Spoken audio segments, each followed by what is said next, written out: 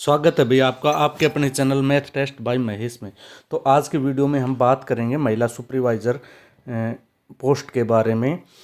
पूरी डिटेल जानेंगे। शैक्षणिक योग्यता क्या होती है, सैलरी क्या होती है, क्या क्या ड्यूटीज़ होती हैं, पुरानी कट ऑफ क्या गई थी, पुराने कितने बच्चों के लिए कट ऑफ थी वो, और अब नई पोस्ट कितनी आने वाली है, कितने बच्चों को बुलाया जाएगा मेंस के लिए, और उसकी अनुमानित कट ऑफ क्या रहने वाली। तो ये सभी चीज़ें इस वीडियो में हम डिस्कस करेंगे। तो आप इस वीडियो को अच्छे से ध्यान से देखिए और अपने स्कोर को एनालाइज कीजिए और उस हिसाब से अपने मेंस की तैयारी को कीजिए।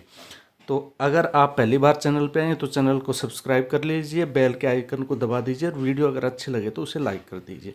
तो चलिए देखते हैं। सबसे पहले महिला सुपरवाइज़र होती क्या है। Women and child development department होता है जिसमें महिला सुपरवाइज़र का पद होता है भाई। ठीक है, इसके लिए जो क्वालिफ़िकेशन होती है वो हम आगे डिस्कस करेंगे।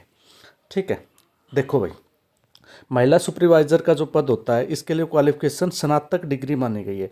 आर्ट, साइंस या कॉमर्स किसी भी स्ट्रीम से हो, स्नातक की डिग्री होनी चाहिए। दूसरी कंडीशन दे रखी है, 10वीं कक्षा में हिंदी या संस्कृत के रूप में एक विषय होना अनिवार्य है। ठीक है, उसके बाद आयु की जो सीमा है वो 18 से 42 वर्ष बताई गई है। ठीक है, तो ये है इसकी शैक्षणिक योग्यता। अब आगे बढ़ते हैं, सैलरी के बारे में देखते हैं कि महिला सुपरवाइज़र को कितनी तनख्वाह मिलती है। ठीक है, चलिए आगे बढ़ते हैं। वेतन स्ट्रक्चर, वेतन संरचना। ये जो पद होता है ये ग्रुप सी में आता है। ठीक है, बी में नहीं आता है। इसका पे स्केल काफ़ी अच्छा होता है। इसमें पे लेवल 6 की जॉब होती है, पे लेवल 6। और पे लेवल 6 की बेसिक पे 35,400 से शुरू होकर 1,12,400 तक जाती है। यानी कि पे लेवल 6 में जो बेसिक होती है वो 35,400 होती है। इसके अलावा कुछ भत्ते मिलते हैं, जैसे डियरनेस अलाउंस हो गया, और मेडिकल हो गया, और एचआरए हो गया। तो ये कुछ करके कुछ अलाउंस मिलते हैं। भत्ते क्या क्या मिलते हैं, जैसे डीए जिसको महंगाई भत्ता कहते हैं, जो फिलहाल 58% के लगभग है। ठीक है, बेसिक का। तो आप मान के चलो 6 से मल्टीप्लाई कर लो इसको, और 18 मतलब 20-21 हज़ार के लगभग डीए भी मिल जाता है। एचआरए मिलता है सिटीज़ के हिसाब से। 3 कैटेगरी में बांट रखा है सिटीज़ को, एक्स, वाई और जेड। और मेडिकल अलाउंस 1,000 रुपये फिक्स मेडिकल के मिलते हैं। तो कुल मिला के बात ये है कि 60,000 के लगभग इन हैंड फर्स्ट सैलरी आ जाएगी हाथ में। तो सैलरी काफ़ी अच्छी है, इसकी कोई चिंता करने की ज़रूरत है नहीं। तो चलिए आगे देखते हैं। अब देखते हैं कि कार्य और जिम्मेदारियां क्या क्या होती हैं। इसमें सबसे पहला कार्य आता है निरीक्षण, इंस्पेक्शन का। इंस्पेक्शन किसकी करनी होती है, आंगनवाड़ी जो केंद्र होते हैं उनकी इंस्पेक्शन करनी होती है और उनकी जांच करनी होती है। दूसरा होता है रिकॉर्ड को चेक करना।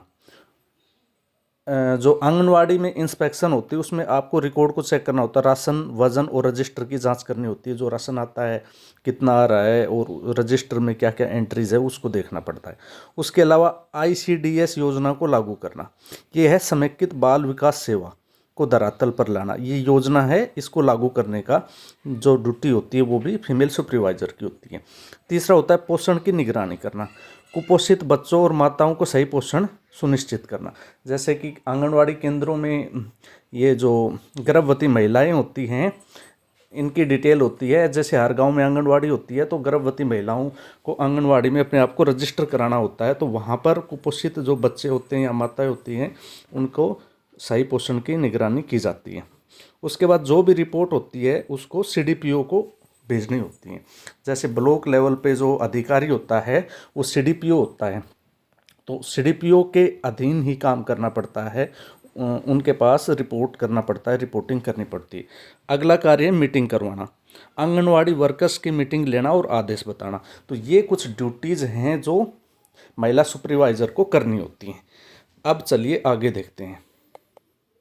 आगे देखते हैं कि पिछले सीटी में और अब के सीटी में कितने बच्चों को बैठाया जाएगा। चलिए देखते हैं आगे। अब आते हैं भाई मेन मुद्दे की बात पर। अब देखो, फिलहाल जो रिक्तियां हैं, जो वैकेंसीज हैं वो कितनी हैं और पिछली बार कितनी थी। ठीक, पिछली बार कितने बच्चों को बैठाया गया था और अब की बार कितने बच्चों को बैठाया जाएगा। फिलहाल 101 रिक्तियां की मांग रिक्वेजिशन बोर्ड को भेजी गई है। अब ये डिटेल मैं खुद से बना के नहीं बता रहा हूँ, ये डिटेल विधानसभा में बताई गई है। जो बाल विकास मंत्रालय की मंत्री है श्रुति चौधरी ने जो एमएलए पूजा थी उन्होंने विधानसभा सत्र के दौरान क्वेश्चन किया था, तो उस टाइम बताई गई थी कि 101 जो रिक्तियां हैं उनकी रिक्वेजिशन एचएसएससी को भेज दी गई है। ठीक है, तो आप मान के चलो कम से कम 101 वैकेंसी तो आनी ही आनी है, इससे ज़्यादा भी हो सकती हैं। यानी कि मान के चलो 100 से 120 तक रिक्तियाँ आनी हैं। लेकिन हम अगर 101 का आंकड़ा भी पकड़ के चलें तो उससे हम फिर कंपेयर कर सकते हैं कि हमारी कट ऑफ कितनी जाने वाली है। ठीक है, और ये जो कट ऑफ बताएंगे ये 101 वैकेंसी के हिसाब से बताएंगे। अगर वैकेंसी बढ़ती है तो आपको पता है कट ऑफ जनरली नीचे आ जाएगी। ठीक है, तो 101 अब क्या है, 10 गुना का फॉर्मूला है। तो अगर 101 वैकेंसी है और 10 से उसको गुना कर देते हैं तो 1010 इसका टोटल बनता है। यानी मेंस के लिए लगभग 1000 बच्चों को बुलाया जाएगा। पिछली बार क्या था, पिछली बार 310 वैकेंसी थी भाई। जो ग्रुप 56 का एग्ज़ाम हुआ था और कैटेगरी नंबर 352 थी महिला सुपरवाइज़र की, उसमें 310 बच्चे थे। अगर इसका हम 4 गुना करते हैं, अगर इसका हम 4 गुना करते हैं, एक मिनट,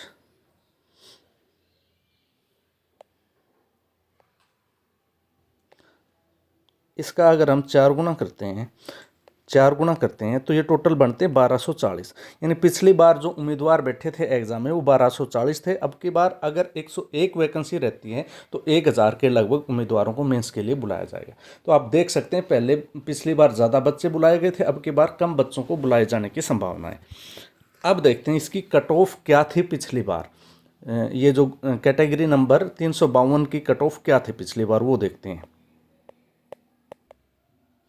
अब देखते हैं कट ऑफ क्या थी। Female supervisor category number group 7 category number 352 की जो कट ऑफ थी वो यूआर यानी जर्नल की तो थी 70.64, ईडब्ल्यूएस की थी 70.25, बीसीए की कट ऑफ थी 67.84, बीसीबी की कट ऑफ थी 69.74 और एससी की थी 64.29।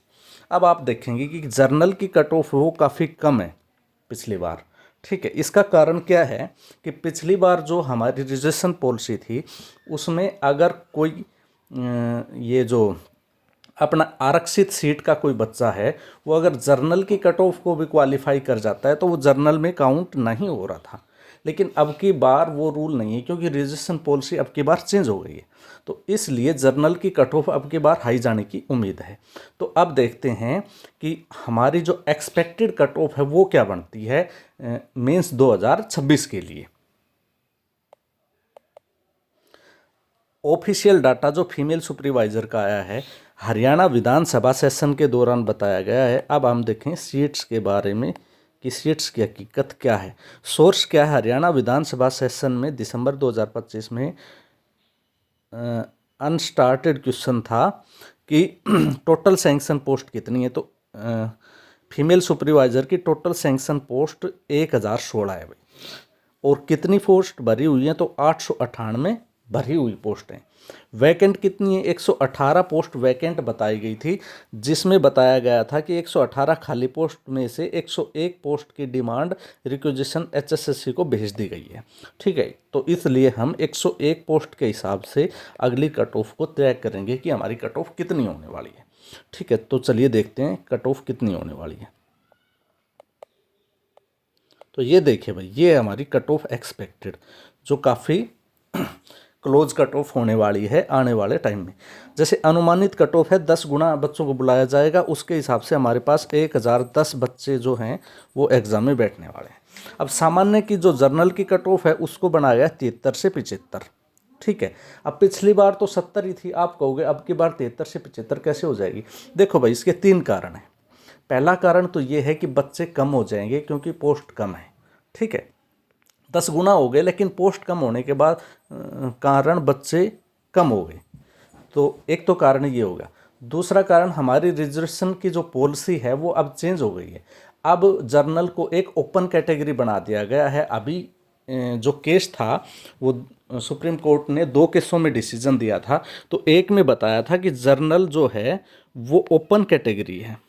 ठीक है, यूआर कैटेगरी है, वो ओपन कैटेगरी है। इसमें किसी भी कैटेगरी के बच्चे, आरक्षित श्रेणी के बच्चे जो जर्नल की कट ऑफ को या मेरिट को पार कर जाते हैं वो जर्नल में काउंट होंगे। एक तो ये डिसीजन था। दूसरा, सुप्रीम कोर्ट ने डिसीजन दिया था कि ये इसी कंडीशन में काउंट होंगे जैसे कि जर्नल कोई बच्चा है रिजर्व कैटेगरी में है तो उसने प्रीवियस लिस्ट जो स्टेप था, जैसे कि प्री था, प्रीवियस स्टेप तो प्री हो गया, प्री था तो प्री में अगर बच्चे ने रिजर्वेशन का फ़ायदा नहीं उठाया है तो ही वो मेंस में जर्नल में जा सकता है, वरना फिर वो अपनी कैटेगरी में काउंट होगा। जैसे कि क्या फ़ायदा नहीं उठाया, जैसे रिजर्वेशन में पेमेंट कम होती है, फीस कम होती है, तो अगर उसने जैसे कोई बीसीबी का बंदा है और जर्नल की फ़ीस मान लो 100 रुपये और बीसीबी की 50 रुपये, तो उसने बीसीबी से भर दिया और 50 रुपये फीस कटाई प्री के लिए, ठीक है, तो उसने रिजर्वेशन का फ़ायदा ले लिया।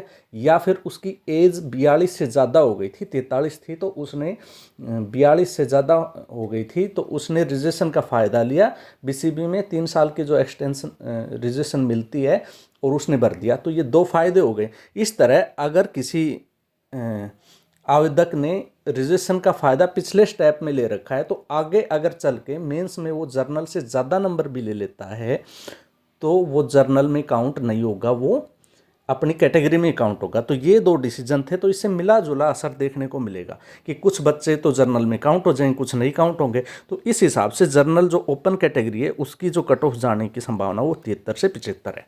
अब आते हैं ईडब्ल्यूएस पे। पिछली बार ईडब्ल्यूएस की 70 के लगभग थी, लेकिन अब इनमें से कुछ बच्चे जो जर्नल में काउंट हो जाएंगे तो 71 से 73 होने वाली है। बीसीबी की भाई 70 से 72 होने वाली है और बीसीए की 69 से 70 होने वाली है और एससी की 65 से 68 होने वाली है, ठीक है।